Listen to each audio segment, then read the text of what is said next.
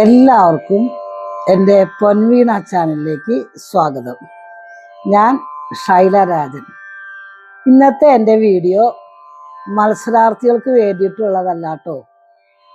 ഒരു കുഞ്ഞ് പിറന്ന് വീണ് കഴിയുമ്പോൾ ആ കുഞ്ഞിന് സംഗീതത്തിൽ വാസനയുണ്ടോ എന്നും, അതുപോലെ തന്നെ ഒരു കുട്ടി ആദ്യമായിട്ട് സ്റ്റേജിൽ കയറുമ്പോൾ ഉണ്ടാകുന്ന ബുദ്ധിമുട്ടുകൾ എങ്ങനെ മാറ്റിയെടുക്കാം എന്നുള്ളതിനെ കുറിച്ചാണ് ഇന്നത്തെ എൻ്റെ വീഡിയോ.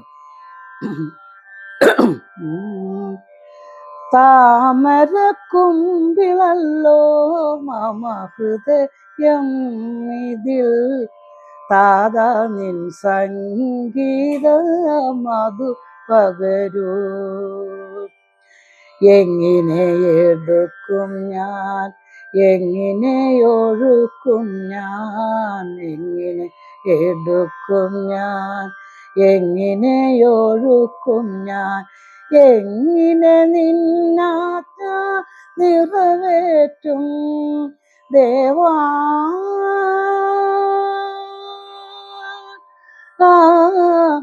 ദേവാ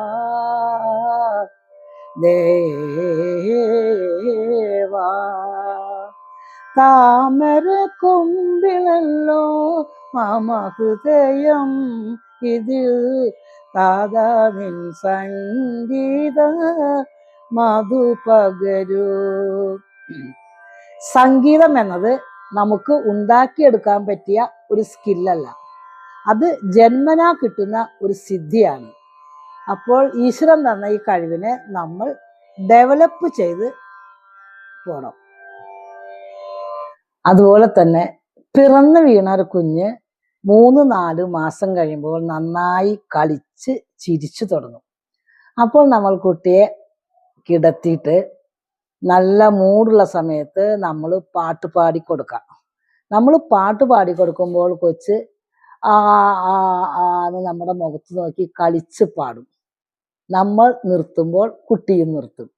ഞാനിത് എൻ്റെ അനുഭവം വെച്ച് പറയണ കേട്ടോ. അതേപോലെ തന്നെ നമ്മൾ തൊട്ടിലിൽ കൊച്ചിനെ കിടത്തി നമ്മൾ താരാട്ട് പാടും.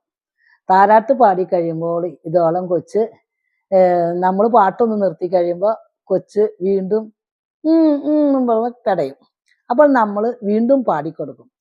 അപ്പോൾ നമ്മൾ പാടിക്കൊടുക്കുമ്പോൾ കൊച്ചത് കേട്ട് നല്ല സുഖമായി ഉറങ്ങും. അപ്പോൾ ഇതിൽ നിന്ന് നമുക്ക് മനസ്സിലാക്കാം, നമ്മുടെ കുട്ടിക്ക് സംഗീതത്തിൽ ജ്ഞാനമുണ്ട്, അവരുടെ ജീനുകളിൽ സംഗീതമുണ്ട് എന്ന് നമുക്ക് മനസ്സിലാക്കാം. അതുപോലെ തന്നെ എവിടെ പാട്ട് കേട്ടാലും ഈ കുട്ടിയുടെ കണ്ണുകൾ വിടരുന്നതും മുഖത്തെ ഭാവവ്യത്യാസങ്ങളും നമുക്ക് മനസ്സിലാക്കാം. കുട്ടിക്ക് പാട്ട് വളരെയധികം ഇഷ്ടമാണെന്ന്. 90% കുട്ടികളും പ്രാർത്ഥനാ ഗാനമായിരിക്കും. അതായത് അമ്മമാരും മടിയിലിരുത്തി വൈകുന്നേരങ്ങളിൽ പ്രാർത്ഥിക്കുമ്പോൾ നമ്മൾ കുട്ടിയെ മടിയിലിരുത്തിയാണ് പ്രാർത്ഥന എല്ലുന്നത്. അപ്പൊ ആ കുട്ടി പെട്ടെന്ന് ക്യാച്ച് ചെയ്യുന്നത് പ്രാർത്ഥനാ ഗാനമാണ്. അപ്പൊ അതുകൊണ്ട് 90% കുട്ടികളും പ്രാർത്ഥനാ ഗാനമായിരിക്കും ആദ്യം പഠിക്കുന്നത്. പിന്നെ അങ്ങനെ ഒരു 3 വയസ്സാകുമ്പോഴത്തേക്കും കുട്ടി പാടി തുടങ്ങും. അത് ഒരു 3-ാം ക്ലാസ്സിലാവുമ്പോൾ കുട്ടിയുടെ കഴിവ് മനസ്സിലാക്കി നമ്മൾ നല്ലൊരു ഗുരുനാഥനെ കണ്ടെത്തി സംഗീതം അഭ്യസിപ്പിക്കാൻ നമുക്ക് വിടാം. ഇനി ആദ്യമായി സ്റ്റേജിൽ കയറുന്ന കുട്ടികൾക്കുണ്ടാകുന്ന ഒരു ബുദ്ധിമുട്ടാണ് കൈകാൽ വിറയ്ക്കുക, ഹാർട്ട് ബീറ്റ് കൂടുക, കൈ തണുക്കുക, തൊണ്ട ഡ്രൈ ആവുക.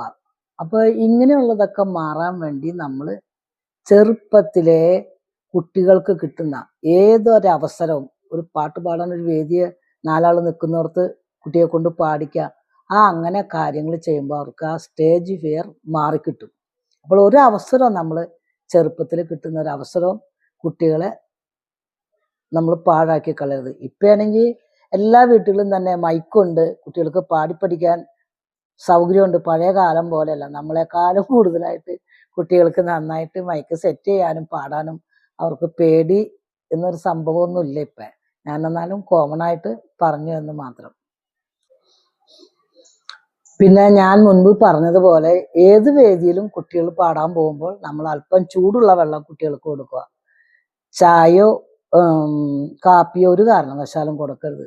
അതേപോലെ തന്നെ പല കുട്ടികളുടെ റേഞ്ച് പലതരത്തിലാണ്. നമ്മുടെ കുട്ടികളുടെ റേഞ്ച് അനുസരിച്ചുള്ള പാട്ട്, സിമ്പിളായിട്ടുള്ള പാട്ട് ചെറുപ്പത്തിൽ കൊടുക്കുക. വലിയ സംഗതിയൊന്നുമില്ലാതെ നമ്മൾ ചെറിയ പാട്ട് കുട്ടിക്ക് പാടാൻ തിരഞ്ഞെടുക്കുക, അത് പഠിപ്പിക്കുക. അതേപോലെ തന്നെ എന്നിട്ട് ആ കുട്ടി സ്റ്റേജിൽ കയറി പാട്ട് പാടി ഇറങ്ങി വരുമ്പോൾ കെട്ടിപ്പിടിച്ച് സൂപ്പറായിട്ടുണ്ട് ആ പാട്ട് എന്ന് പറയും. അങ്ങനെ കേൾക്കുമ്പോൾ ആ കുട്ടിക്ക് വീണ്ടും ഒരു വേദിയിൽ പാടാനുള്ളൊരു ടെൻഡൻസി ഉണ്ടാകും. അപ്പോൾ ഇത്തരം കാര്യങ്ങൾ നമ്മൾ കൃത്യമായിട്ട് തന്നെ ചെയ്യണം, ശ്രദ്ധിക്കണം ചെറുപ്പത്തിൽ. പിന്നെ അവരുടെ പ്രായം അനുസരിച്ച് അവർ പിന്നെ മുകളിലേക്ക് പോയിക്കൊള്ളൂ. ഏറ്റവും ചെറുപ്പത്തിലുള്ള പ്രായത്തിലെ കാര്യമാണ് ഞാൻ പറഞ്ഞത്. ഇത്രയും കാര്യങ്ങൾ നമ്മൾ ചെറുപ്പത്തിലേ ശ്രദ്ധിച്ചാൽ സ്റ്റേജ് ഫിയർ എന്നൊരു കാര്യമേ കുട്ടികൾക്ക് ഉണ്ടാവില്ല. അപ്പോൾ ഇത്രയുമാണ് ഇന്നത്തെ എൻ്റെ വീഡിയോ. എൻ്റെ വീഡിയോ ഇഷ്ടമായെങ്കിൽ സബ്സ്ക്രൈബ് ചെയ്യാത്തവർ സബ്സ്ക്രൈബ് ചെയ്യുക, ലൈക്ക് ചെയ്യുക, കമൻറ്റ് ചെയ്യുക. മറ്റൊരു വീഡിയോയുമായി കാണുന്നത് വരെ